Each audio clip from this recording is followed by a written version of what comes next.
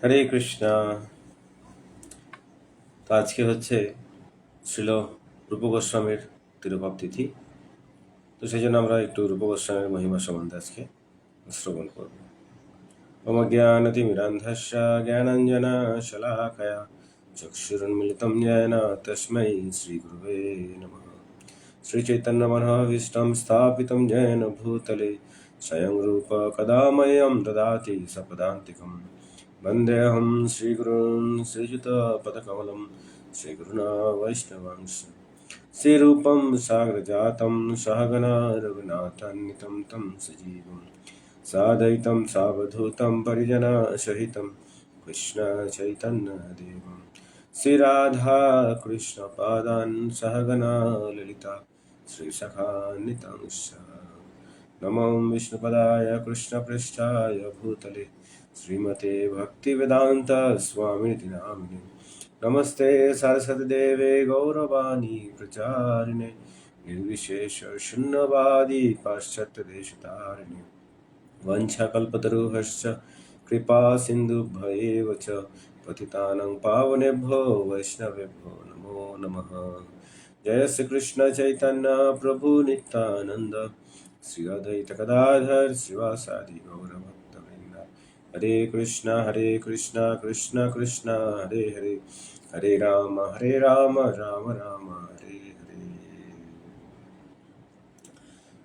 हरे कृष्णा।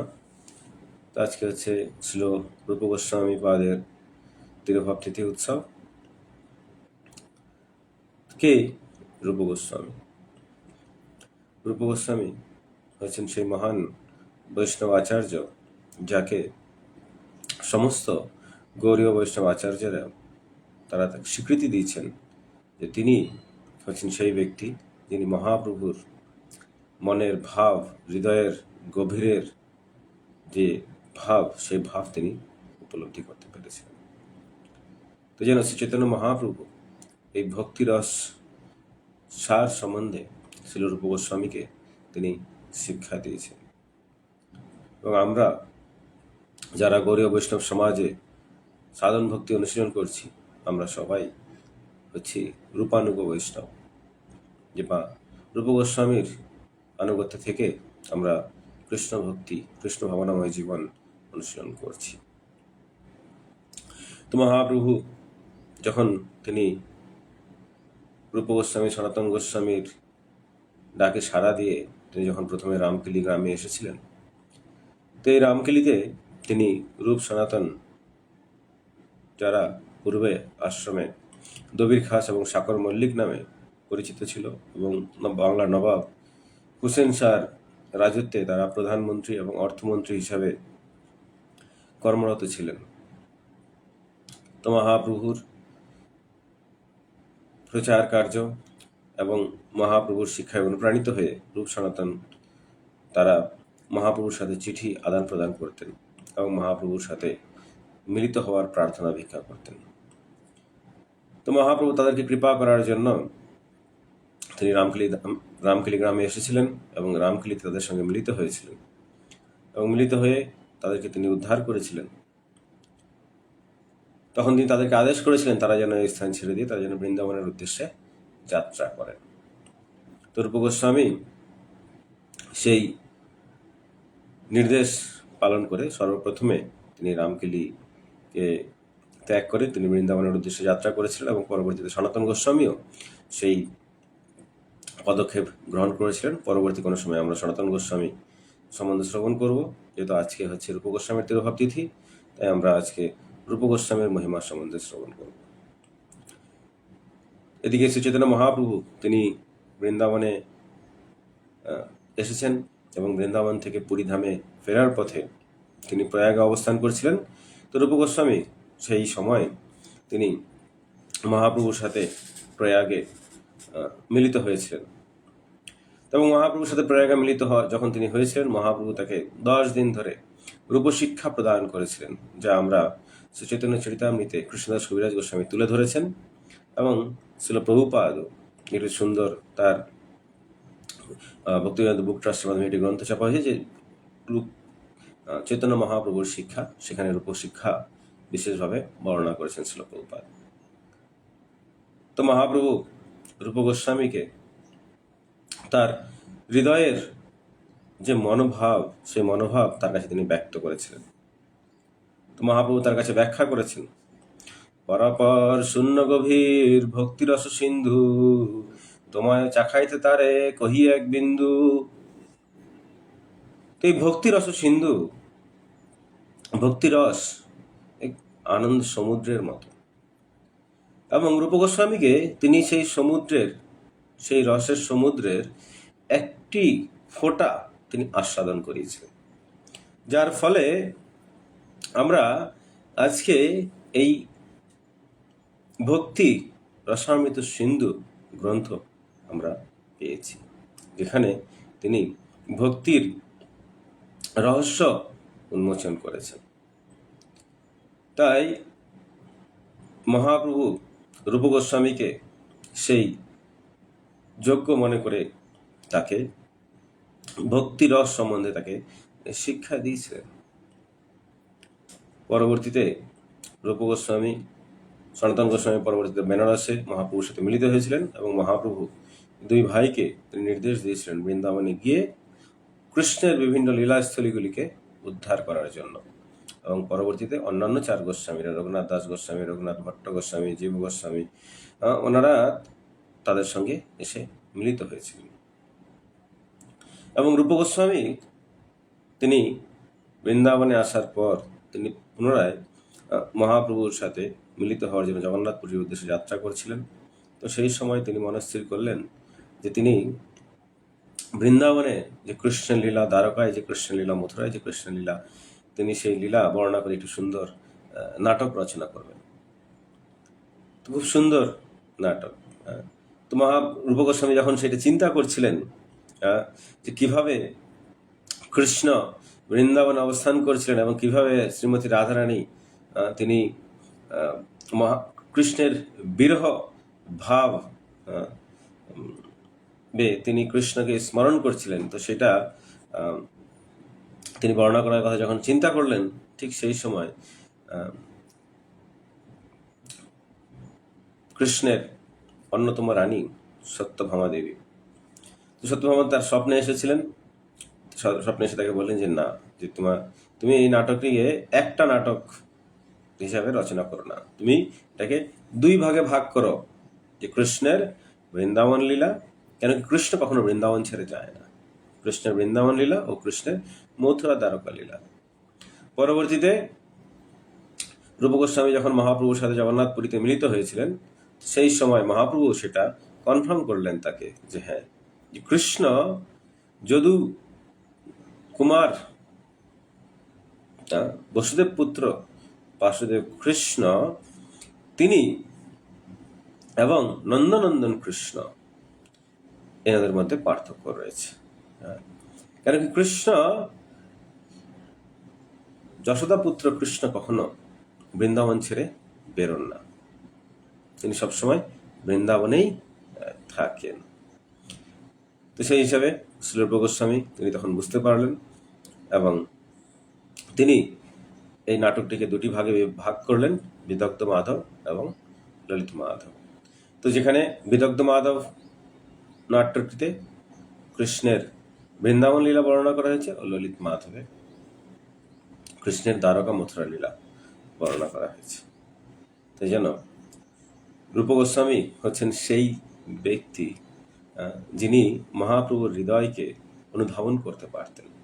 তো মহাপ্রভু যখন, রূপ গোস্বামী যখন জগন্নাথপুরীতে মহাপ্রভুর সাথে মিলিত হয়েছিলেন ঠিক রথযাত্রার সময়, সেই সময় মহাপ্রভু একটি শ্লোক তিনি বলছিলেন, যা সাধারণ সাহিত্যে পাওয়া যায় একটি কবিতার মতো। তো তিনি বলছিলেন যে যেই পরম পুরুষোত্তম ভগবান, যিনি আমার হৃদয় চুরি করেছেন যৌবনে, তিনি এখন আমার প্রভু হিসাবে আমার সামনে রয়েছেন। তো ঠিক এই একইভাবে যখন মহাপ্রভু এই শ্লোকটি বলছিলেন, সেই সময় রূপ গোস্বামী সেটি শুনেছেন, এবং তিনি সেটা শুনে তিনি তখন আরেকটি তার মনের ভাব প্রকাশ করেছেন, যে মহাপ্রভু আসলে কি বলতে চেয়েছেন, মহাপ্রভু কি বলতে চেয়েছেন। তো তিনি আসলে সেই শ্লোকটি শ্রীমতী রাধারানীর ভাব প্রকাশ করেছেন, যে হে আমার প্রিয় সখা, তুমি যেহেতু আমি এখন কুরুক্ষেত্রে এসে তোমার সাথে মিলিত হয়েছি, আমি সেই একই রাধারানী, এখন আমরা বহুদিন পরে আবার আমরা মিলিত হয়েছি একসাথে, তো কত আনন্দ হচ্ছে আমার। কিন্তু তারপরও আমি চাই যে আমরা আবার সেই যমুনার তীরে ফিরে যাই, সেই যমুনার তীরে ফিরে কদম্ব তমাল বৃক্ষের নিচে আমরা আবার সেখানে ফিরে যাই। আমি শুনতে চাই যে তোমার সেই মধুর বাঁশির আওয়াজ, যা বৃন্দাবনের প্রত্যেক বনে বনে ধ্বনিত হতে থাকে। তো এইখান থেকে দেখতে পাই আমরা যে রূপ গোস্বামী যখন এটি বর্ণনা করছেন, তো মহাপ্রভুর মনের ভাব যে প্রকাশিত হয়েছে, যে মহাপ্রভু আসলে কে। মহাপ্রভু যে রাধা কৃষ্ণ মিলিত তনু, তার হৃদয় যে শ্রীমতী রাধারানীর হৃদয়, সেটি রূপ গোস্বামী এখানে প্রমাণ করছেন যে মহাপ্রভু আসলে কেউ না, তিনি হচ্ছেন, তার অঙ্গকান্তি হচ্ছে কৃষ্ণের মতো, কিন্তু তার হৃদয় হচ্ছে রাধারানীর মতো। তিনি রাধারানীর ভাব প্রকাশ করেছেন। এই সেই রূপ গোস্বামী, যিনি যাকে কৃপা করার জন্য মহাপ্রভু রামকলিতে এসেছিলেন, এবং রামকলিতে এসে তিনি তাদেরকে উদ্ধার করেছিলেন। 3 দিন তিনি সেখানে অবস্থান করেছিলেন, এবং রূপ সনাতন গোস্বামী সেখানে তার প্রতি তার কাছে শরণাগত হয়েছিলেন। তো আজকে আমাদের সেই বিশেষ দিন, যেই রূপ গোস্বামী তিরোভাব তিথি, তো এই দিন আমাদের বিশেষভাবে রূপ গোস্বামীর কাছে প্রার্থনা করা উচিত যে কিভাবে আমরা মহাপ্রভুর কৃপা লাভ করতে পারি। কে এই রূপ গোস্বামী, তার স্বরূপে তিনি কে। তো রূপ গোস্বামী তার বিভিন্ন গ্রন্থের মাধ্যম দিয়ে তিনি ভক্তি রস তিনি বর্ণনা করেছেন। তো সেই সময় তার সাথে সাথে ঠিক যেরকমভাবে শ্রীমদ্ ভাগবতে নৈমিষারণ্যের ঋষিরা তারা কৃষ্ণকে বর্ণনা করেছেন, এতে চাংসকলা পুংস কৃষ্ণস্থ ভগবান স্বয়ং, কৃষ্ণ হচ্ছেন পরম পুরুষোত্তম ভগবান। ঠিক একই রকম ভাবে ছিল রূপ গোস্বামী ভক্তি ভাবকে বর্ণনা করেছেন, ভক্তির সংজ্ঞা তিনি দিয়েছেন। অন্নাভিলাষিতা শূন্যম জ্ঞান কর্ম ধ্যানাবৃতম অনুকূল্যেন কৃষ্ণানুশীলনম ভক্তির উত্তমা। এর পূর্বে এরকম ভক্তির সংজ্ঞা, সহজ সুলভ সংজ্ঞা কেউ করেননি। এটি হচ্ছে সাধনা ভক্তি, যে অন্য অভিলাষ। ভক্তি করতে গেলে আমাদের অন্য অভিলাষ রাখা যাবে না। অন্য অভিলাষিতা শূন্যম জ্ঞান কর্মাদি অনাবৃতম অনুকূল্যেন কৃষ্ণানুশীলনম ভক্তির উত্তমা। অন্নাবিলাস শূন্য থেকে উত্তম ভক্তিতে কি করে আমরা যেতে পারি, রূপ গোস্বামী আমাদেরকে সেই শিক্ষা দিয়েছেন। তিনি সাধনা ভক্তি সম্বন্ধে আমাদেরকে শিক্ষা দিয়েছেন। সাধন ভক্তি কি, সাধনা কি আসলে। সাধনা মানে যে আমরা নিজেদের ইচ্ছা মতো হরিনাম করব, বই পড়ব, বিগ্রহ সেবা করব, এটি সাধনা নয়। সাধনা মানে একটি উদ্দেশ্য নিয়ে অনুশীলন করা। কি সেই উদ্দেশ্য? সাধনার উদ্দেশ্য হচ্ছে প্রেম ভক্তি লাভ করা।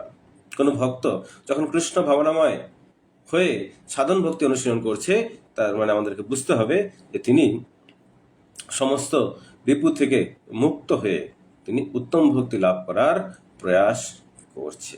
যেহেতু ভক্তি তার স্বরূপে, তার বৈশিষ্ট্য হচ্ছে শুদ্ধ স্বভাবের, কিন্তু যেহেতু একজন নবীন ভক্ত সে শুদ্ধ স্বভাবে ভক্তি অনুসরণ করতে পারে না, তাই রূপ গোস্বামী আমাদেরকে সাধনা ভক্তি সম্বন্ধে বর্ণনা করেছেন। ভক্তি রসামৃত সুন্দর গ্রন্থে কিভাবে সাধনা ভক্তি থেকে আমরা ভাব ভক্তি, প্রেম ভক্তিতে আমরা এগিয়ে যেতে পারি। তাই সাধনা মানে হচ্ছে অন্নাবিলাস শূন্য, অন্নাবিলাস শূন্য, যা আমাদের দেহ, মন এবং বাক্যের দ্বারা আমাদেরকে অনুশীলন করতে হবে। কর্ণ দিয়ে আমরা শ্রবণ করি, জিহ্বা দিয়ে আমরা জপ করি, এবং মন দিয়ে আমরা অনুধ্যান করি। কিসের জন্য? প্রেম ভক্তি লাভ করার জন্য। এটি হচ্ছে সাধনা ভক্তি। এই উদ্দেশ্যেই রূপ গোস্বামী ভক্তিরস সিন্ধু গ্রন্থ রচনা করেছেন, যাতে নবীন ভক্তরা মহাপ্রভুর সেই শিক্ষা ভক্তির সার তারা আস্বাদন করতে পারেন। আস্বাদন করতে পারেন। এই জন্য আমাদের আচার্যরা শিক্ষা দিয়েছেন, শ্রীল প্রভুপাদ আমাদেরকে শিক্ষা দিয়েছেন যে গুরুদেবের আনুগত্য থেকে কৃষ্ণ ভক্তি অনুশীলন করা, এবং ভগবান কৃষ্ণ অর্জুনকে সেই শিক্ষাই দিয়েছেন যে কিভাবে আমরা অনুগত হয়ে ভক্তি জীবন অনুশীলন করতে পারি। তাই রূপ গোস্বামী হচ্ছেন সেই মহান আচার্য যার অনুগত্য থেকে বৃন্দাবনে গোস্বামীরা তারা এই সাধনা ভক্তি অনুশীলন করেছিলেন, এবং রূপ গোস্বামী হচ্ছেন আমাদের সেই ভক্তির সুরক্ষাদাতা। তাই ছিল প্রভুপাদ রাধা দামোদর মন্দিরে ছিল রূপ গোস্বামীর সমাধিতে, যেখানে অন্যান্য গোস্বামী, রঘুনাথ দাস গোস্বামী, জীব গোস্বামী, রঘুনাথ ভট্ট গোস্বামী, তারা সবাই মিলে রূপ গোস্বামীকে তারা সমাধি দিয়েছিলেন। আসলে রূপ গোস্বামীকে সমাধি দেওয়া হয়নি, তিনি নিজে সমাধি গ্রহণ করেছিলেন।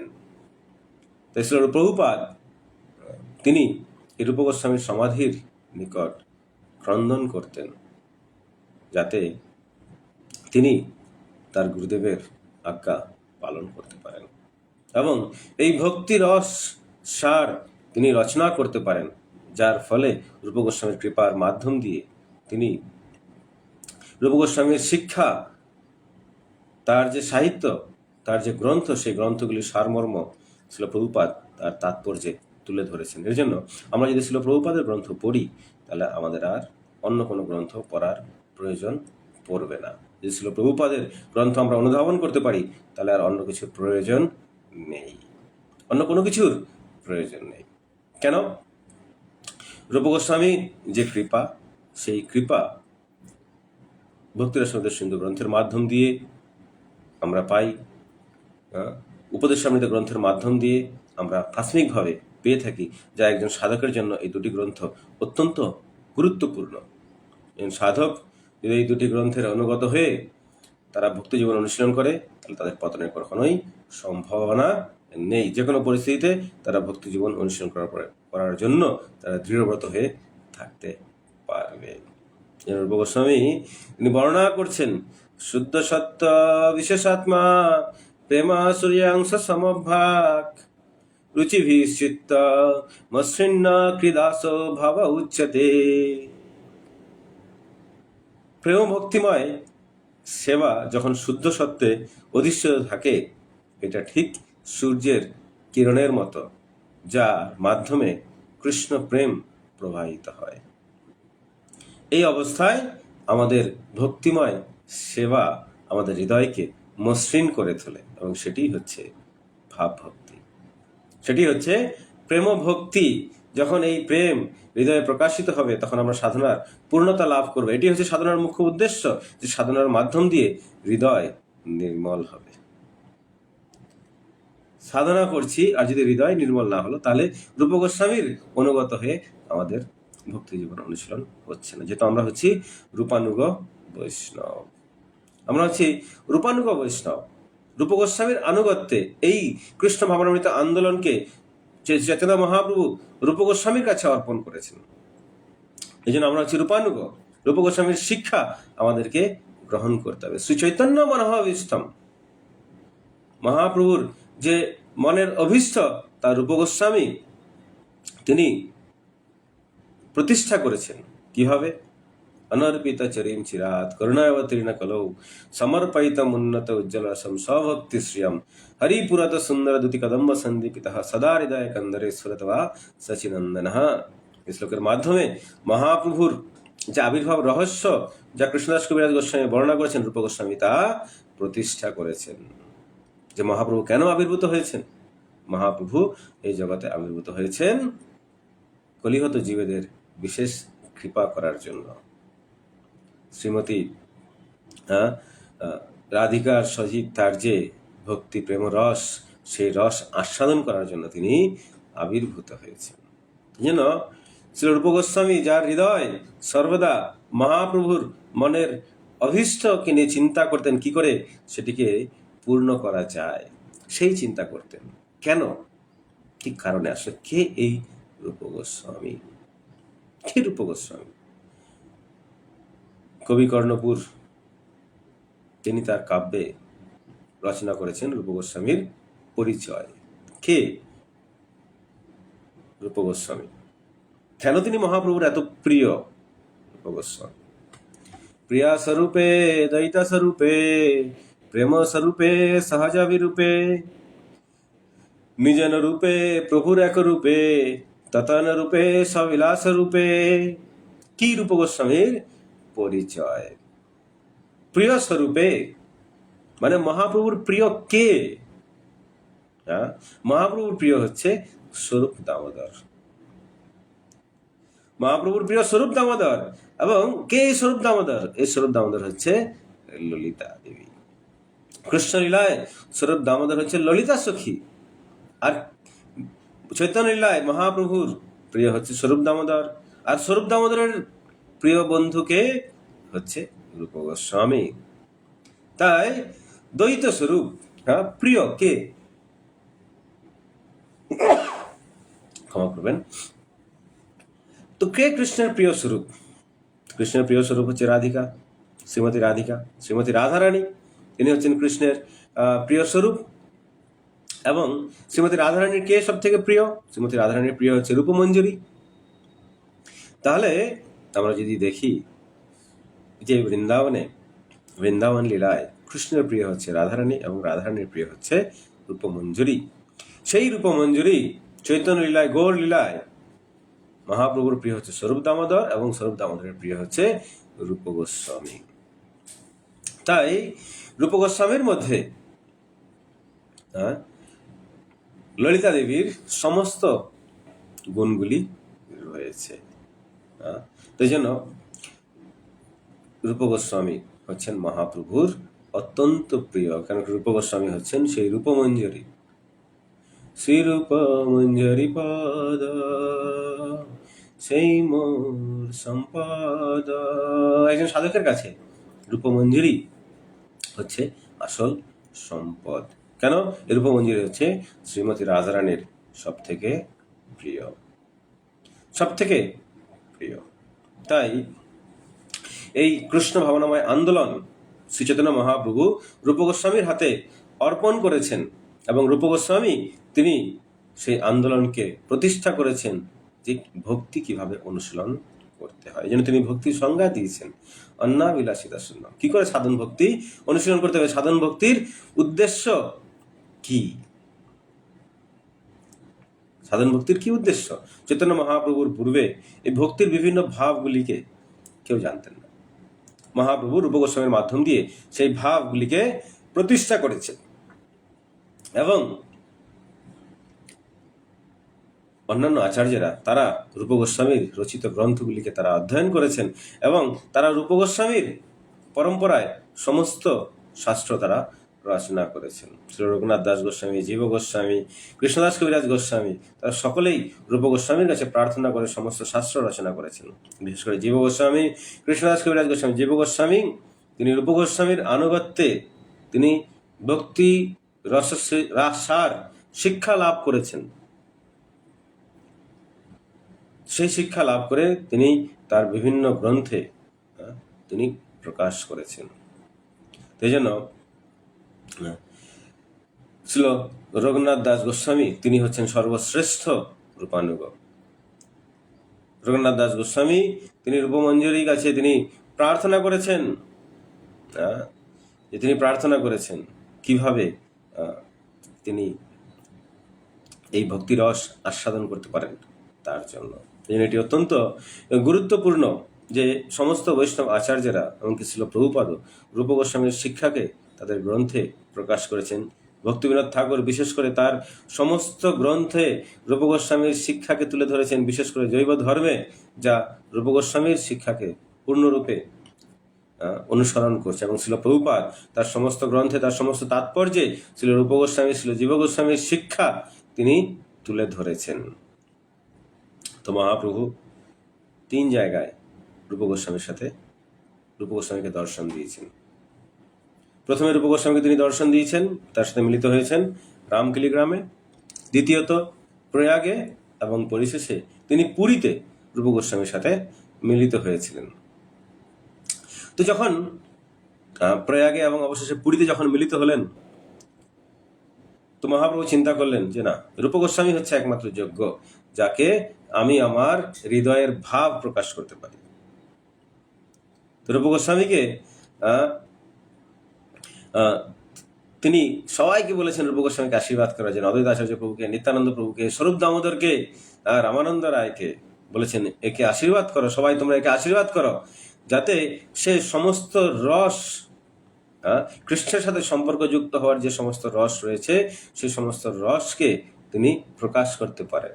কৃষ্ণের সাথে তার ভক্তরা 5টি মুখ্য রসে সম্পর্কযুক্ত হতে পারে: শান্তরস, দাস্যরস, সখ্যরস, বাৎসল্য রস ও মাধুর্য রস। তো মহাপ্রভু বলেছেন একে তোমরা সবাই আশীর্বাদ করো, যাতে এর কাছে যেই আসবে তাকে যেন এই সমস্ত রস তিনি প্রদান করতে পারে। এমনকি তার কাছে যদি মাধুর্য রস আস্বাদন করার জন্য কেউ আসে, তাহলে রূপ গোস্বামী যাতে সেই রসও তাকে প্রদান করতে পারে।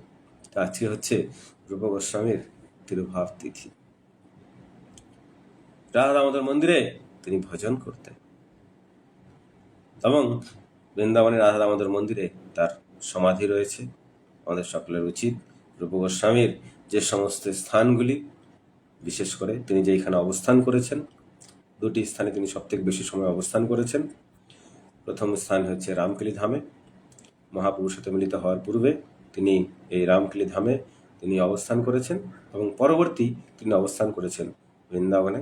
এই 2টি স্থানের সেবা করা আমাদের অবশ্যই কর্তব্য।